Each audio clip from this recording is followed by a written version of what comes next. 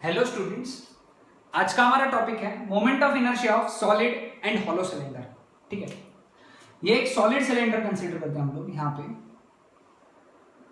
Okay, जिसका मास है m, जिसका रेडियस है r, और ये पहला सिचुएशन है जिसमें axis of rotation is passing through it's natural axis, है ना, आई सी। तो इसका मोमेंट ऑफ इनर्शिया कितना रहेगा? ठीक है, अब देखो जो मैं बोलने जा रहा हूं उसको ध्यान से सुनना। इमेजिन करो एक डेस्क है हमारे पास में, एक डेस्क है, ठीक है, ये एक डेस्क होगी ना। अब ये डिस्क के ऊपर हम लोग एक और डिस्क रखें,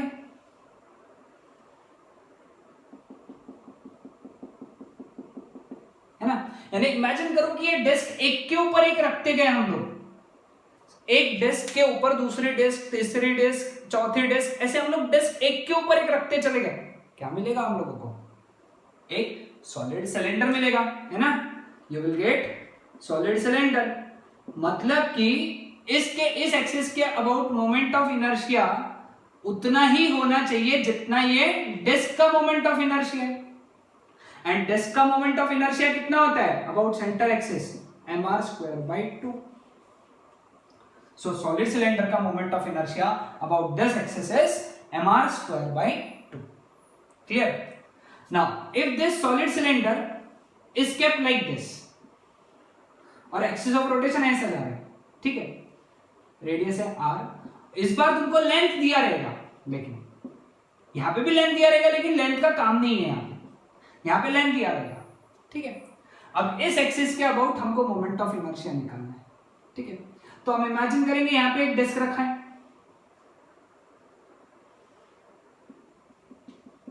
ठीक है। सो मोमेंट ऑफ इनर्शिया कितना रहेगा?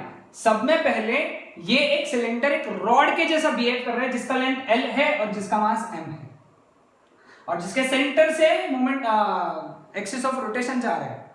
तो it is first of all it is behaving like a rod, और रॉड का मोमेंट ऑफ इनर्शिया कितना होता है? ml²/12 plus at the second time ये डिस्क के जैसा भी बिहेव कर रहे हैं। यहाँ पे देखो डिस्क जिसके मोमेंट ऑफ इनर्शिया डायमीटर से जा रही है ना, डायमीटर से। एंड अबाउट डायमीटर वाले एक्सिस पे मोमेंट ऑफ इनर्शिया कितना है डिस्क का? mr²/4। सो ये हो गया total moment of inertia of solid cylinder in this case, जहां पे axis is perpendicular to its length. यहां पे ऐसा बोलेंगे तुमको, axis is perpendicular to its length, ठीक है। तो ये दोनों बातें होगी किसकी? सॉलिड सिलेंडर की। अब बात आती है हॉलो सिलेंडर की, ठीक है। ये ऐसा होता है हॉलो सिलेंडर एक,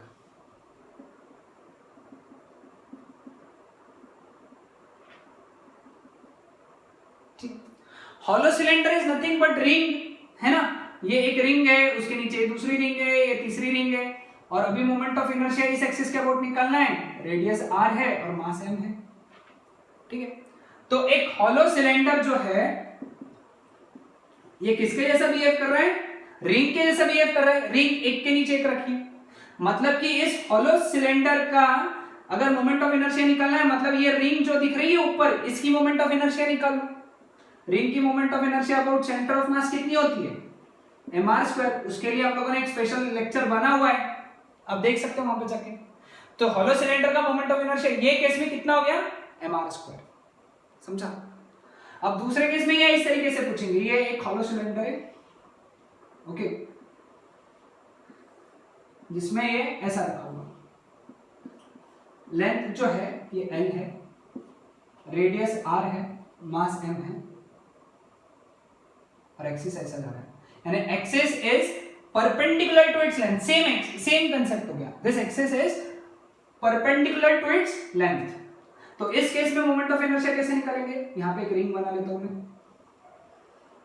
ठीक है। अब इस केस में मोमेंट ऑफ इनर्शिया कितना रहेगा? ये पहले रॉड के जैसा बिहेव करेगा। रॉड के लिए मोमेंट ऑफ इनर्शिया कितना होता है? ml²/12। सबसे पहले ये जो सिस्टम है ये किसके जैसा बिहेव कर रहा है? एक रॉड जिसका मास है m, जिसका लेंथ है L। दूसरा ये रिंग के जैसा बिहेव कर रहा है जिसमें this axis is passing through diameter, तो when axis is passing through diameter तो उसका मोमेंट ऑफ इनर्शिया कितना होता है mr²/2। सो ये हो गया मोमेंट ऑफ इनर्शिया। सो ये चारों मोमेंट ऑफ इनर्शिया आपको ध्यान में रखने हैं, और जैसे मैं बोल रहा हूं पहले से कि आप डायग्राम बनाइए और उसके नीचे moment of inertia note down करते चले जाइए। Okay, so this was about moment of inertia of solid and hollow cylinder.